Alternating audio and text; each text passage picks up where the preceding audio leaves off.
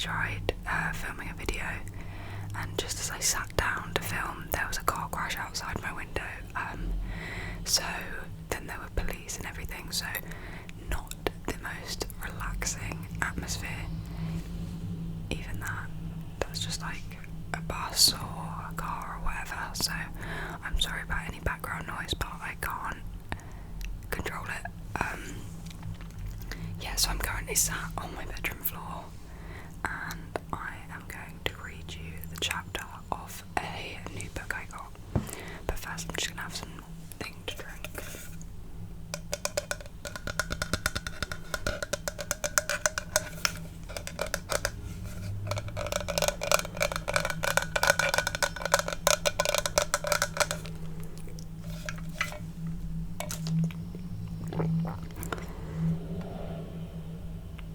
Do you see what I mean? What the hell was that? Sorry, that was actually me. I haven't had any breakfast yet. So you might have seen this book before.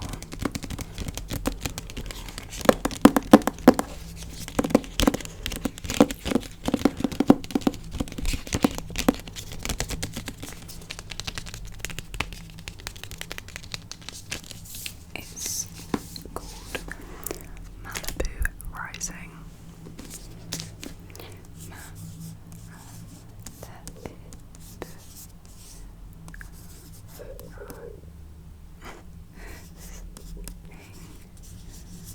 By Taylor Jenkins Reid, and Taylor Jenkins Reid also wrote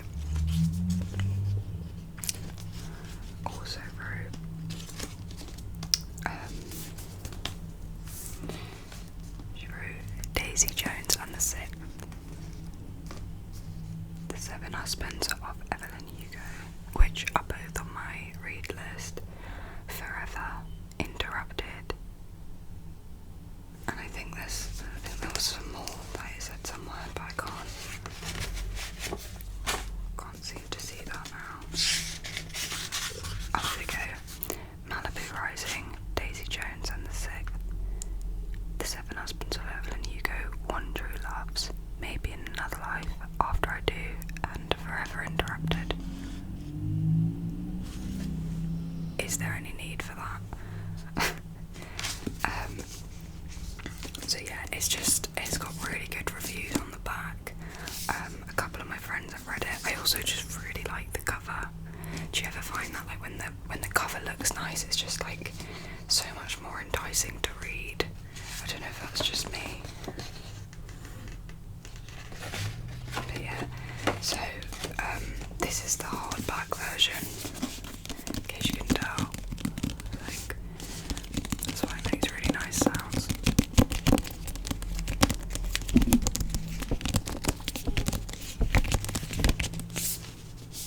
So, can I just say it's literally 9 AM, so I don't know why everyone's being so loud. So I'm just going to give you the rundown, the blurb. So it says, it's the day of Nina Rivers' annual end of summer party. The anticipation is at a fever pitch.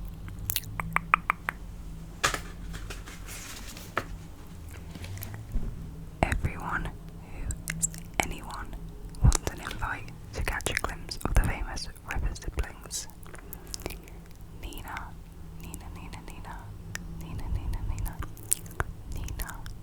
the talented surfer and supermodel. Brothers Jay and Hud won a championship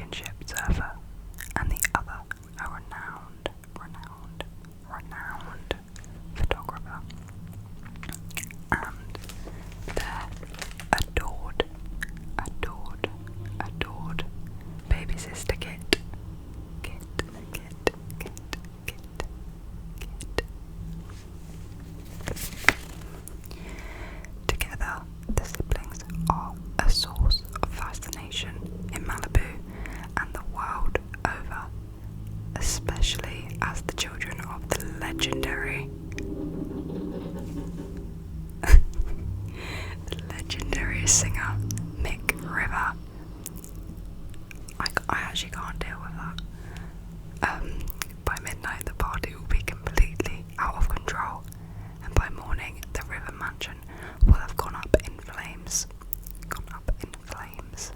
But ahead of that first spark, in the early hours before dawn, the alcohol will flow, the music will play, and the loves and secret that shape this family will all come bubbling to the surface.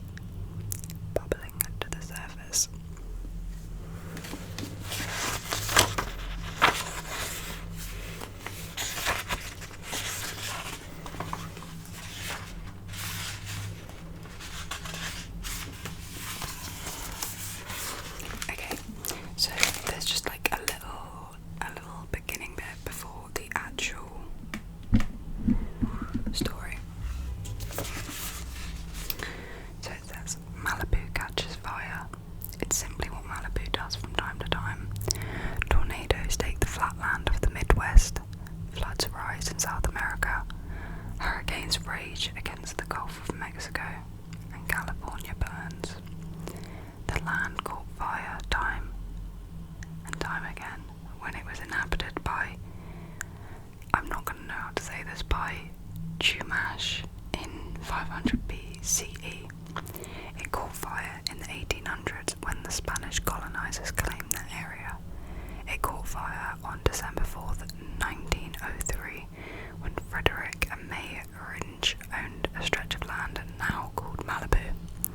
The flames seized 30 miles of coastline and consumed the Victorian beach house. Malibu caught fire in 1917 and 1929 after the first movie stars got there.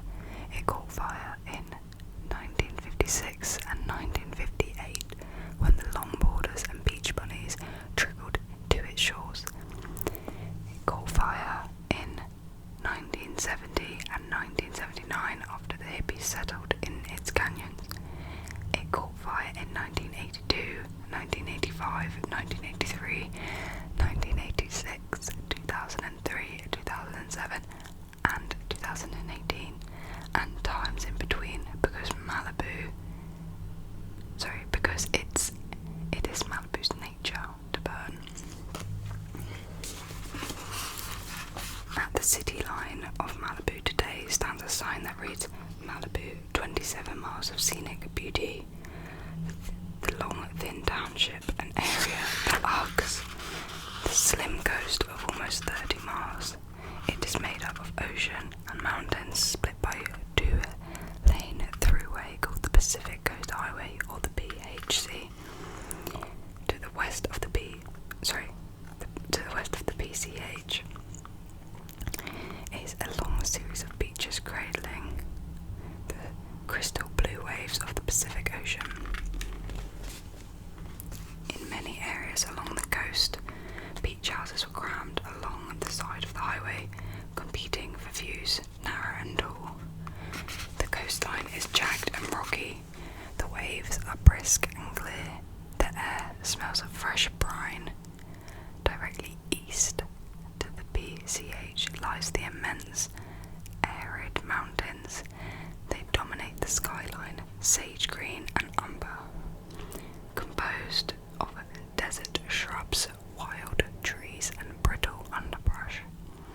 This is dry land, a tinderbox, blessed and cursed with a breeze. The local Santa Ana winds speed through the mountains and valleys from the inland to the shore, hot and strong. Myths say they are agents of chaos and disorder, but what they really are is an accelerant. A tiny spark in the dry desert woods can grow to a blaze and run wild, burning bright orange and red. It devours the land, exhales thick black smoke that takes the sky, dimming the sun for miles, ash falling like snow. Habitats, brush, shrubs and trees and homes, cabins, mansions, bungalows, ranches, vineyards and farms go up in smoke and leave behind a scorched earth. But the land is young once again, ready to grow with something new, to destruction and renewal rising from the ashes, the story of fire. The Malibu fire of 1983 started not in the dry hills, but on the coastline. It began at 28,150 Cliffside Drive on Saturday, the 27th of August, at the home of Nina River, during one of the most notorious parties in Los Angeles history. The annual party grew out of control sometime around midnight. By 7 a.m, the coastline of Malibu was engulfed in flames, because just as it's in Malibu's nature to burn, so was it in one particular person's nature to set fire and walk away. Right, so first of all, apologies for if I pronounce anything weirdly. I'm not the best at speaking and reading. Also, this is like probably an American thing, but how do you say your house numbers? Do you say, would I say 28,150, or would I say 28150? Because either way, that is so long for a house number. Like in the UK, I swear they don't even go up to that much. Like when I lived on this one road, I think we had 10 people on our road, and at my dad's house we had 18. I don't know if that's just a British thing. I mean, where I am at uni now, we have a lot more numbers, and I don't know why, but even still, like on my road, the highest number is like 320 something, like 328 or something like that, so that's not even loads. But yeah, just food for thought.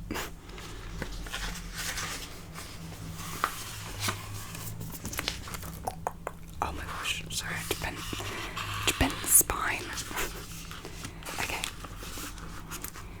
Saturday, August 27th, 1983. Part 1. So this is 7 a.m. to 7 p.m.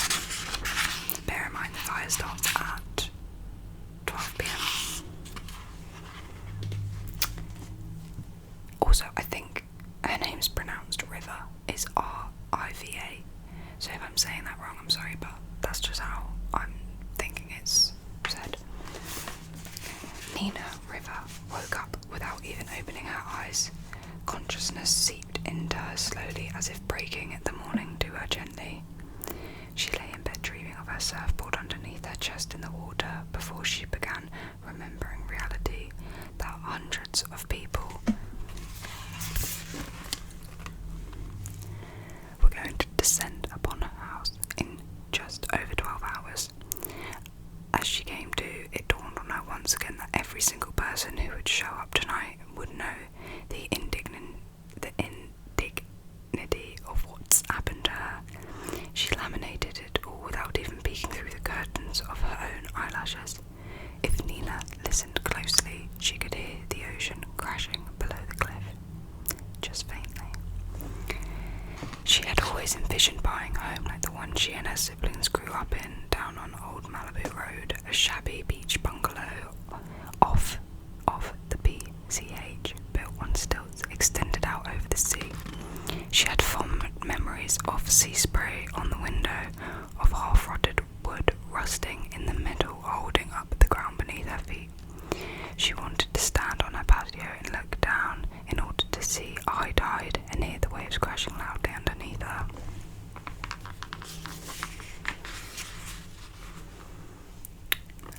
But Brandon had wanted to live on a cliff, so he'd gone and bought them this glass and concrete mansion in the cliffside, enclaved off Point Doom, 50 feet above the coastline.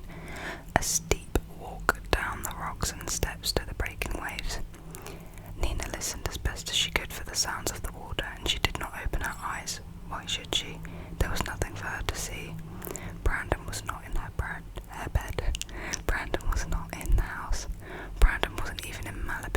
was at the Beverly Hills Hotel with its pink stucco and green palm trees. He was most likely up at this early hour.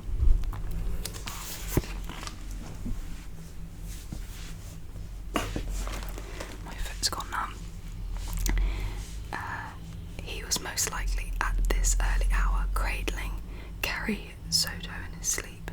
When he woke up, he would probably take his big paw of a hand and move her hair out of the way and kiss her neck, and then the two of them would probably start packing for the US Open. Ugh. Nina didn't hate Carrie Soto for stealing her husband because husbands can't be stolen. Carrie Soto wasn't a thief. Brandon Randall was a traitor. Right? I feel like that's interesting to know. She was the sole reason he was the sole reason Nina River was on the cover of the August 20 issue of Now This magazine under the headline Nina's Heartbreak, How One Half of America's Golden Couple Got Left Behind. It was an entire article dedicated to the fact that her tennis pro husband had publicly left her for his tennis pro mistress. The cover image wasn't flattering enough. They had pulled one of the photos from her swimsuit shoot in the Maldives earlier that year. She was wearing a fuchsia high-leg bikini. Her dark brown eyes and her thick eyebrows were framed by her long brown hair, enlightened from the sun and looking a tad wet, a faint curl still in it. And then, of course, there were her famous lips, a billowy bottom lip topped by her thin upper lip, the river lips, as they had been dubbed when they were made famous by her father Mick. In the original photo, Nina was holding a surfboard, her yellow and white town and country, 3 foot 2 inch the rest on the cover. They had cropped it out, but she was used to that by now. Inside the magazine there was a picture of Nina parking in the parking lot of a Ralph's grocery store from 3 weeks prior.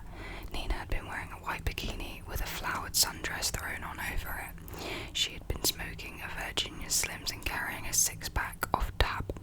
If you look closely, you could tell she had been crying. Next to it, they put a photo of her father from the mid-60s.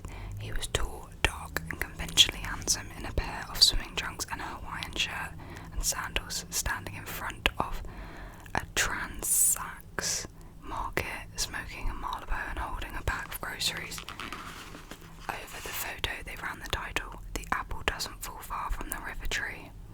They framed Nina as the dumped wife of a famous man on the cover, the daughter of a famous man inside. Every time she thought about it, her jaw tensed up.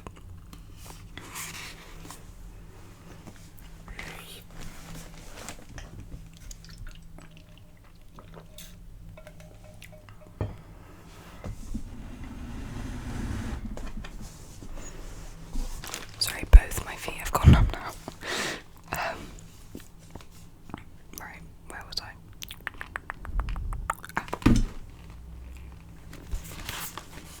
Sorry, this is not going well for me.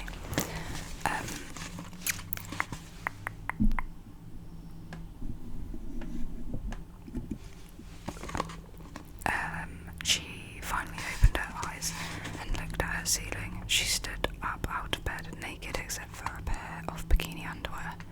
She walked down the concrete stairs onto the tiled kitchen, opened the sliding glass doors that looked onto her backyard, and stepped out onto the patio. She breathed in the salt air. It was not yet hot this morning, but the breeze that stalked all the seaside towns was running ashore. Nina could feel the wind across her shoulders as she walked onto the perfectly cut grass, feeling the stiff edges of the blade between her toes until she got to the edge of the cliff. She looked out onto the horizon. The ocean was as blue as ink. The sun settled into the sky an hour ago. Seagulls chirped sharply as they dove and rose over the sea. Nina could see the waves that were good. A clear swell was moving toward Little Doom. She watched a set come in and seemed like a tragedy, those waves hitting the break all by themselves, no one there to claim them.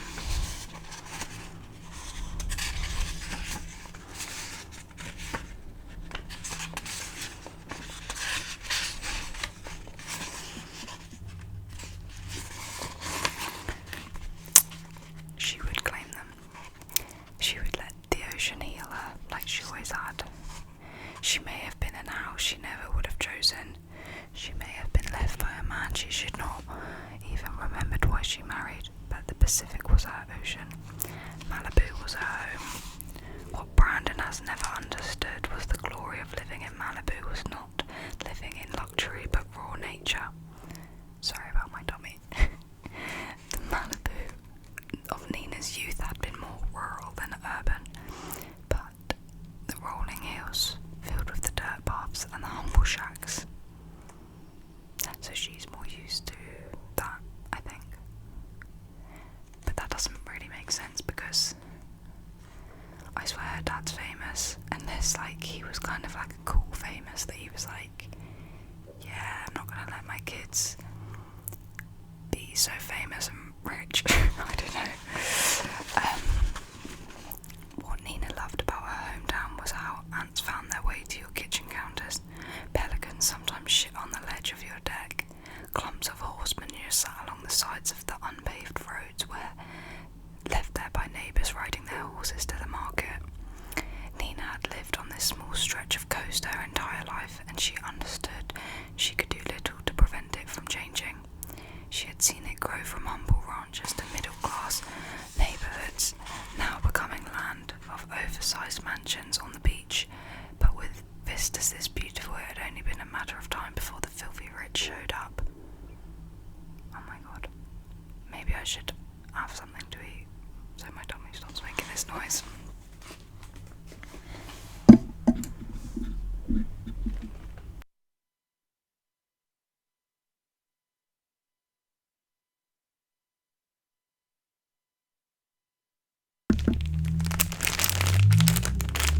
You're kidding me.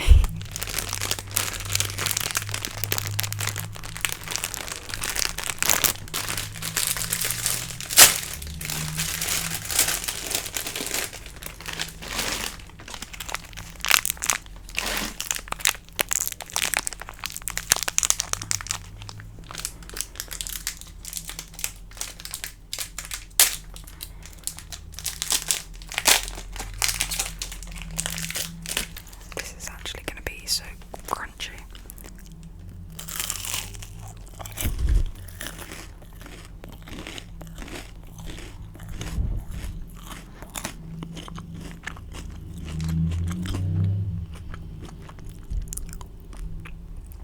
How do I put a complaint into council?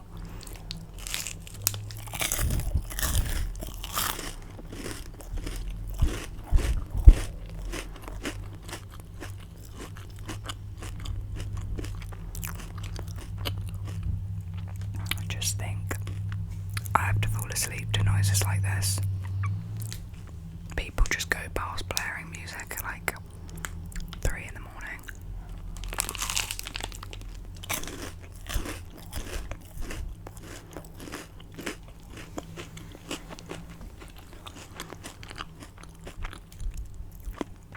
Also, the car crash yesterday was kind of crazy.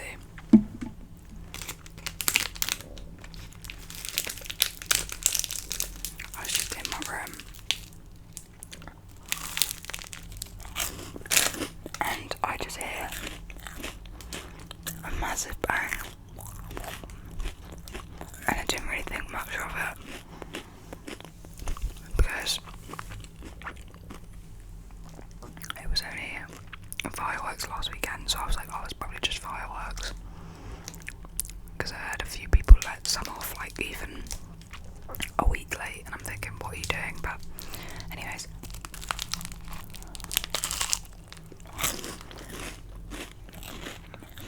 and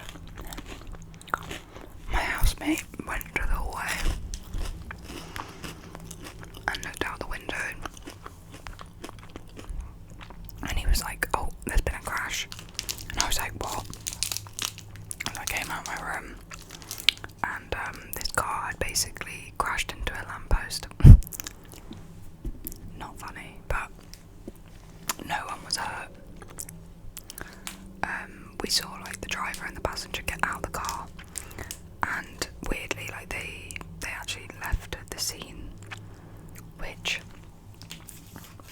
this is pretty presumptuous and a bit of detective work, but it makes me think that they had been drink driving. Not gonna, you know,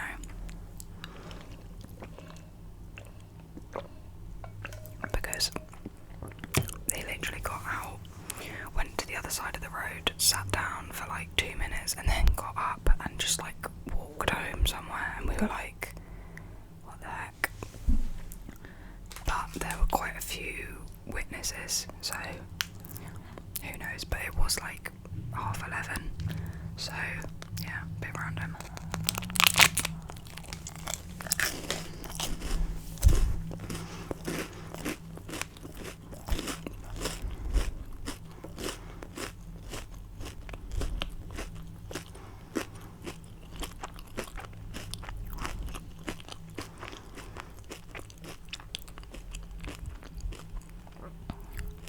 We're still like halfway through this portion of the chapter, and my leg's really itching right now.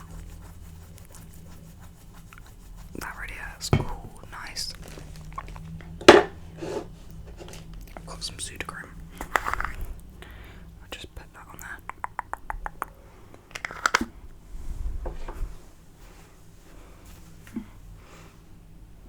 Oh, that feels so nice already.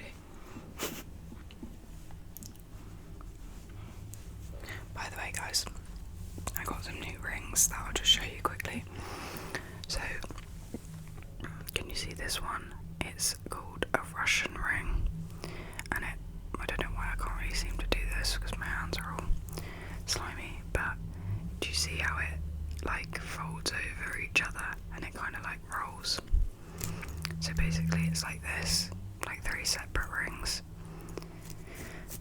but then it goes in like this. And then I got this gold wave one, which can swap over to my middle of my ring. So yeah, they're kind of cool. They're from this place on Instagram called Lamella. And I think Lamella's like something to do with the sea, because it makes sense for the brand if you have a look. Right, let's get back to it. Right, she would claim them. She would let the ocean heal her like she always had. Oh, sorry, I've already gone it. Left by the neighbour's small stretch coast. Right. So, with vistas as beautiful, it had only been a matter of time before the filthy rich showed up. The only real surprise was that Nina had married one of them, and now she owned this slice of the world. She supposed whether she liked it or not. In a moment, Nina would turn around and walk back into the house.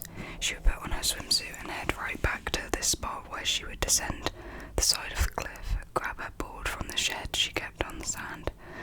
But right that second, Nina was thinking only of the party tonight and having to face all those people who knew her husband had left her. She didn't move. She wasn't ready to turn around. Instead, Nina River stood on the edge of the cliff she'd never wanted and looked out onto the water she wished was closer. And for the first time in her life, she screamed into the wind. Stay there. Jay hopped out of his CJ8. I don't even know what that is. His CJ8 jumped the 5-foot gate and walked down to the gravel drive and knocked on the door of his older sister's house. No response. Nina, are you up? He called out. The family resemblance was striking. He was slender and tall, like she was, but more powerful than Reedy. His brown eyes had long lashes and short, rumpled brown hair had made him the kind of handsome that breeds entitlement. With his board shorts, faded t-shirt, sunglasses and flip-flops, he looked like he surfer. Oh sorry, he looked like what he was, a championship surfer. Jay knocked again, slightly louder, still nothing. He was tempted to pound on the door until Nina got out of bed because he knew eventually she'd come to the door. But now was not the time to be a dick to Nina. Instead, Jay turned around and put his Wayfarers back on. And walked to his Jeep. So his CGA is a Jeep. Cool. Just you and me this morning, he said. We should wake her up, Kit said. She'd want in on these waves. Tiny Kit, Jay started the car and began the 3-point turn, careful to make sure that his sticks stayed put in the back. She watches the same forecast we do. She'll know all about the waves. She can take care of herself. Kit considered this and looked out the window. More accurately, she looked out where a window might have been if the car had doors. Kit was slim and small and tightly built, all sinew and tanned skin. She had long brown hair, lightened with lemon juice and sunshine, freckles across the bridge of her nose, onto the apples of her cheek. Green eyes, full lips. She looked like a miniature version of her sister, without any of the grace and ease. Beautiful, but maybe a bit awkward. Awkward, but maybe beautiful. I'm worried she's depressed, Kit finally said. She needs to get out of the house. She's not depressed, said Jay, as he came to the intersection where the neighbourhood road met the PCH. He looked to his left, then to his right, trying to time his turn. She's just been dumped is all. Kit rolled her eyes. When Ashley and I broke up, Jay continued. They were now flying north up the PCH, the base of the mountain to their right, the vast clear blue ocean to their left, the wind so loud Jay had to shout. I was upset about it, but then I got over it, just like Nina will soon. That's how relationships are. Jay seemed to be forgetting that when Ashley had broken up with him, he was so upset that he wouldn't even admit it had happened for almost 2 weeks.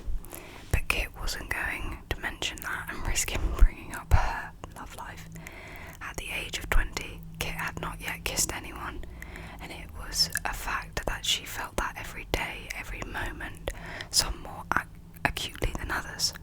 Her brother often talked to her as if she was a child when it came to love, and when he did, she found herself reddening, equal parts embarrassment and rage. The car approached a red light and Jay slowed down. I'm just saying, getting in the water is probably what she needs right now, Kit said. Nina will be fine, he said, with no one else at the intersection.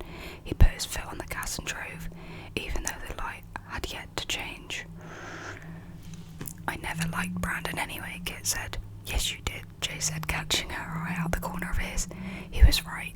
She had liked him so much. They all had.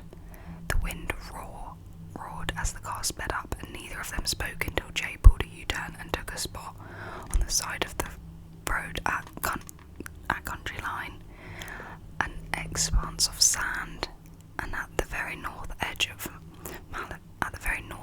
Malibu, where surfers hovered. I always get the word hovered and hoovered mixed up. Where surfers hovered in the water all year round. Now, with the southwest swell, there would be waves hollow enough to get barreled and maybe show off a little if they were so inclined. Jay had taken first and third in 2 United States Surfing Championships. He had 3 Surfers Monthly covers in as many years, a sponsorship with O'Neill, an offer from Rogue Sticks to shape a line of River Brands shortboards. He was a favourite going into the first ever Triple Crown later that year. Jay knew he was great, but he also knew he attracted attention based in part on who his father was, and sometimes it was hard to tell the line between the two. Mick River's shadow excelled at haunting each of his children. Ready to show these kooks how it's done, Jay said. Kit nodded with a sly wry smile. His arrogance both infuriated and amused her. By a certain population, Jay might have been considered the most exciting up-and-coming surf on the mainland, but to Kit, he was just her older brother, whose aerials were getting stale. "Yeah, let's go," she said. A short guy with a gentle-looking face and a wetsuit half undone around his hips spotted Jay and Kit as they started to get out of the car. Seth Whittles. His hair was wet, slicked back. He was wiping his face off with a towel. "Hey man, I thought I might see you here this morning," he said to Jay as he came round the side of the Jeep. "The tubes right now are classic." For sure, Jay said.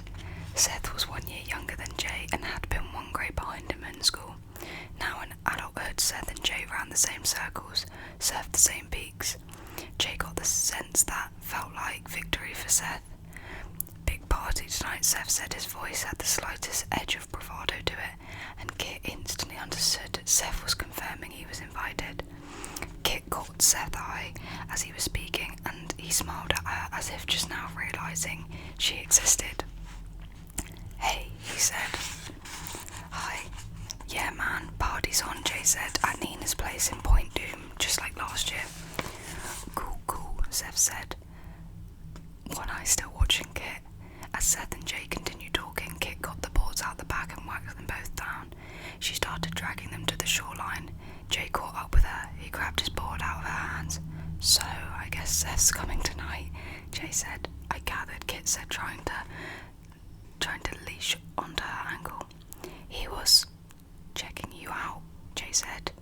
He hadn't ever noticed someone checking Kit out before. Nina, sure, all the time, but not Kit. Jay looked at his little sister again with fresh eyes. Was she hot now or something? He couldn't even stand to ask himself the question. "Whatever," Kit said. "He's a good guy, but it's weird," Jay said. "Somebody scoping out my little sister in front of me like that." "I'm 20 years old, Jay," Kit said. Jay frowned. Still.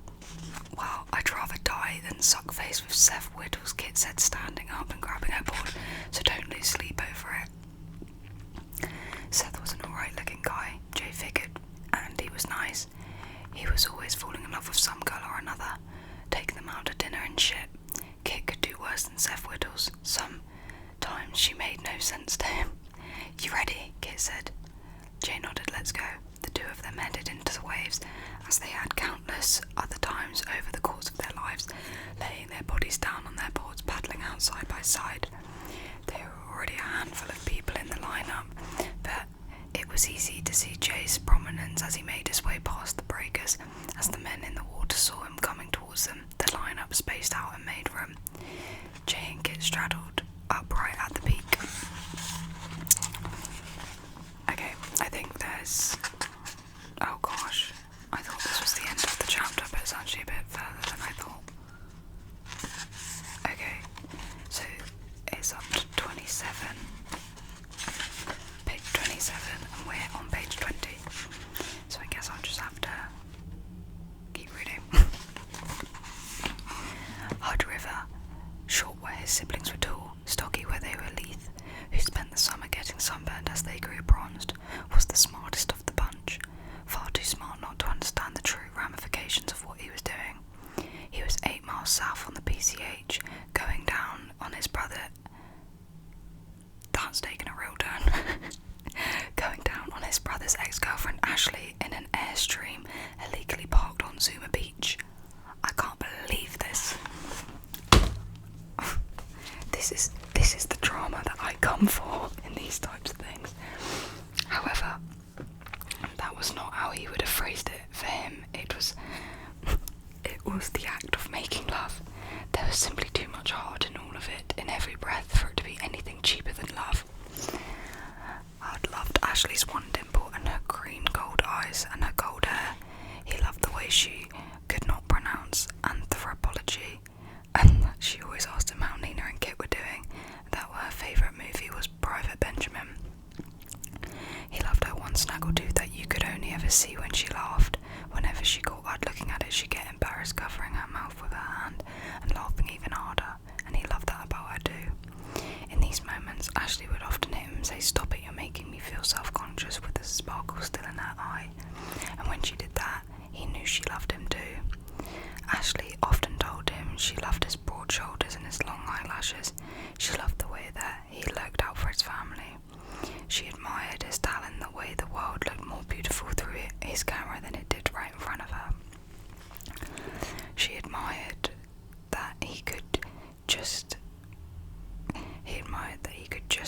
get in. Sorry. This is not making sense to me. She admired that he could get in just as dangerous waters as the surfer did, but that he swam or balanced on a jet ski holding up however many pound camera. Right, that made sense in the end. Capturing in perfect light and motion what Jay could do on the board.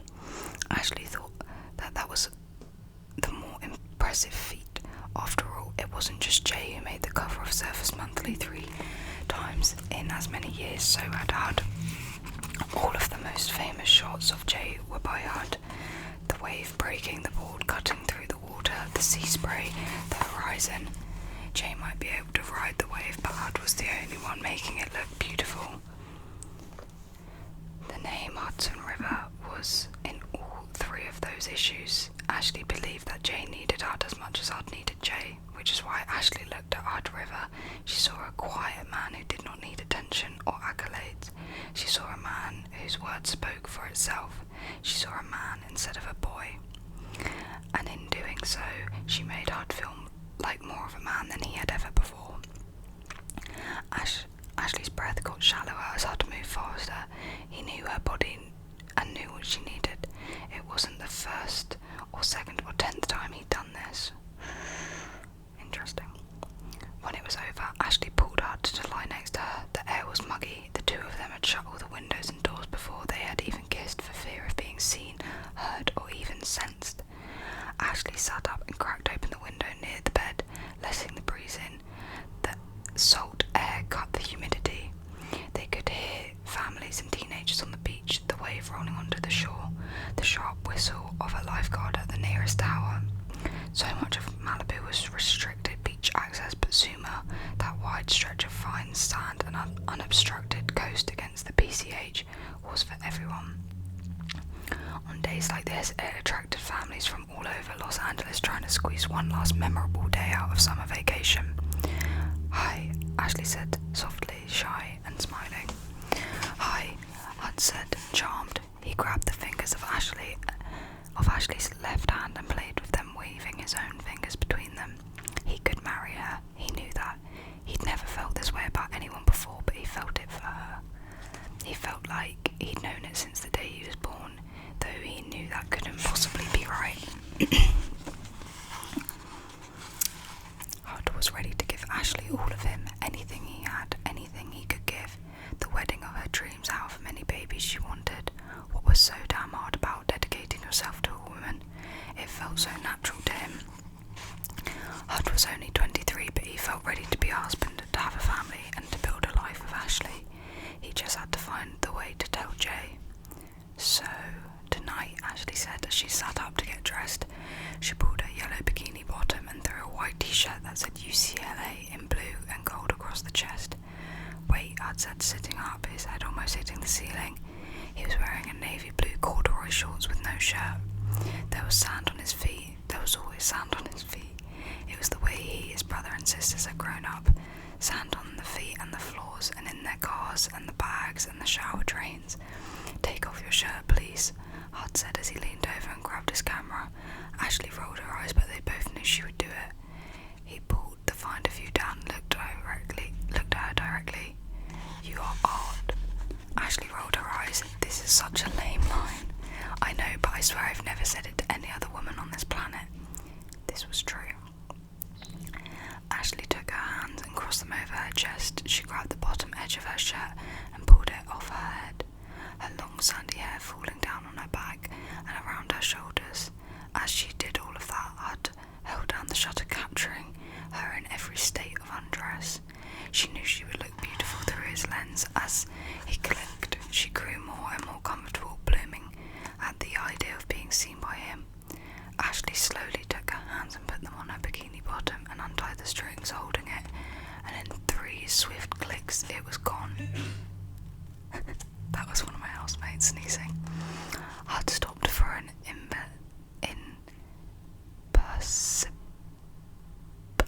I actually can't read. Imperceptible. Right, for an imperceptible second, stunned at her willingness, at her attentiveness to become even more bare in front of his camera than he'd ever ask of her. And then he continued. He photographed her over and over again. She sat down on the bed, crossed her legs. He moved closer and closer with the camera. Keep shooting, she said, shoot until we're done. And then she pulled at his shorts and let them fall down and put her mouth on him. This is becoming way too graphic for my liking. I'm joking. Jesus. Put her mouth on him. He kept photographing her until they were done. When she looked up at him and said, "Those are just for you. You have to develop them yourself, alright? But now you will have them forever because I love you." Okay, I'd said, still watching her stunned. She was so many incredible things at once. Confident enough to be this vulnerable, generous but in control. He always felt so calm around her.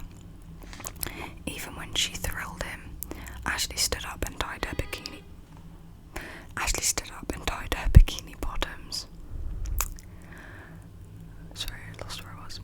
And tied her bikini bottom back on. Put her shirt on with conviction. So like I was saying about the party tonight, Ashley looked at Hud to gauge his reaction. "I don't think I should go. I thought we decided." Hud started, but Ashley cut him off. "Your family has enough problems right now." She started, slipping her feet into her sandals. "Don't you think?" "You mean Nina?" Hud said, following Ashley to the door. "Nina's going to be fine. You think this is the hardest thing Nina's had to go through?" "That's even more my point," Ashley said as she walked out of the airstream, her feet hitting the sand, the sun hitting her eyes. I don't know what an airstream is, but Hud was one step behind her. "I don't want her skeptical. Your family attracts a lot of attention," Hud offered. "Exactly, and I don't want to be one more problem for Nina." It was this kind of thoughtfulness for his sister, despite having only met her a few times, that Hud had found so enchanting about Ashley from the beginning. "I know, but we have to tell them," Hud said, pulling Ashley towards him. She put his arm over her shoulders and tucked her head underneath his. He kissed her hair. She smelled like tanning oil, fake coconuts and bananas. "We have to tell Jay," he clarified. "I know," Ashley said. She rested her head on Hud's chest. "I just don't want to be this person." "What person?" "The bitch, you know, that comes between brothers." "Hey," Hud said, "me falling in love with you is my fault, not yours, and it was the best thing I ever did." Fate trips up sometimes. That's the conclusion Hud had come to. It's how he made sense of a lot of things that happened in his life. Whatever hand was guiding him, guiding everyone towards a certain future, there's no way it could work without error. Sometimes the wrong brother meets the girl first.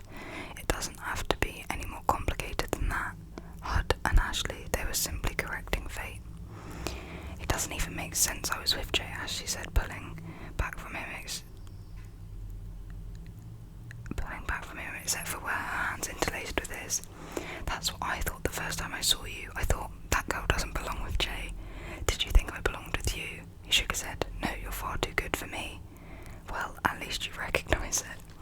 Ashley pulled far away this time, sinking her heels into the sand, letting Hud's grip on her be the only thing keeping her from falling down. He let her hang on for a moment, then pulled her back to him. "You should come tonight," he said, "and we will tell Jay, and it will all be okay." There was an unspoken pact between them that they were going to tell Jay, and it was going that they were going to tell that what they were going to tell Jay was going to be a lie, a half-truth. That they were going to tell Jay that they were together. They were not going to tell him that they had sleeping together one night 6 months ago, when they ran into each other on the Venice boardwalk back when Ashley and Jay were still together. You're kidding. Oh, that's such a scandal. Back when Ashley and Jay were still together, Ashley had been wearing a denim jacket over a coral dress that was floating up with the breeze. Hud was in white shorts and a blue short-sleeve button-down and a pair of old top-siders on his feet. Each had been out drinking with friends when they found themselves passing each other outside a tourist shop, selling tank tops with cheesy catchphrases and cheap sunglasses. They stopped to say hi and told their friends they would catch up in a moment, but a moment seemed to get longer and longer until they realised they weren't going to catch up with their friends at all. They kept talking as they slowly started walking together down the boulevard, going into shops and bars. Hud tried on a straw cowboy hat, and Ashley laughed.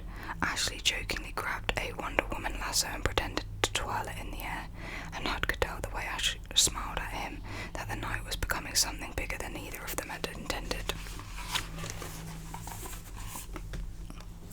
Hours later, after far too many drinks, they crammed themselves into one of the bathroom stalls at a bar called Mad Dog's. Ashley whispered in Hud's ear, I always wanted you instead. She'd always wanted him instead. Whoa. A second after she said it, Hud kissed her and grabbed her legs, pulling it up around his waist and against the wall.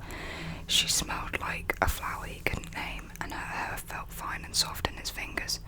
No one had ever felt as good against him as she did that night. When it was over, they both felt exhilarated, satisfied and light as air, until the unveil of guilt settled in their stomachs.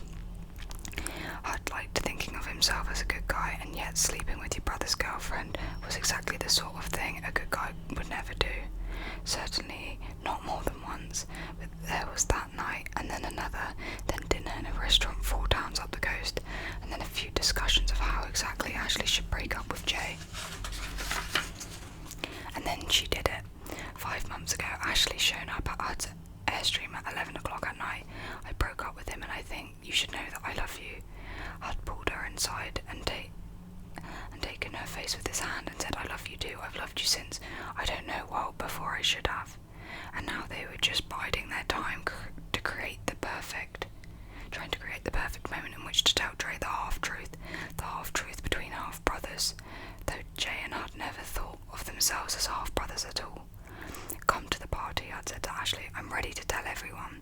I don't know, Ashley said as she put on her white sunglasses and grabbed her keys. We'll see. Right. I need my bookmark.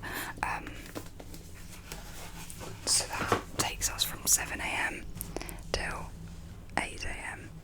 So there's still quite a lot of drama that's going to kick off. But we've met the 4 main siblings, and obviously Ashley, who is quite important, clearly. Oh, I can't believe that turnaround of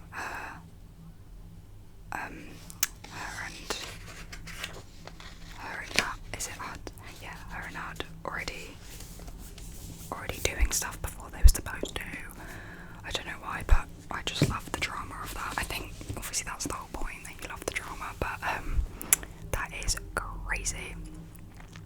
So yeah, let me know if this is something you would like me to continue reading, this book or another book. I have quite a few books that are good, but yeah, the only thing is I just struggle to read certain words and stuff, and sometimes I get confused, but it's fine. I don't mind, as long as you guys don't mind, and hopefully you don't mind the background noise. But yeah, thank you so much for watching.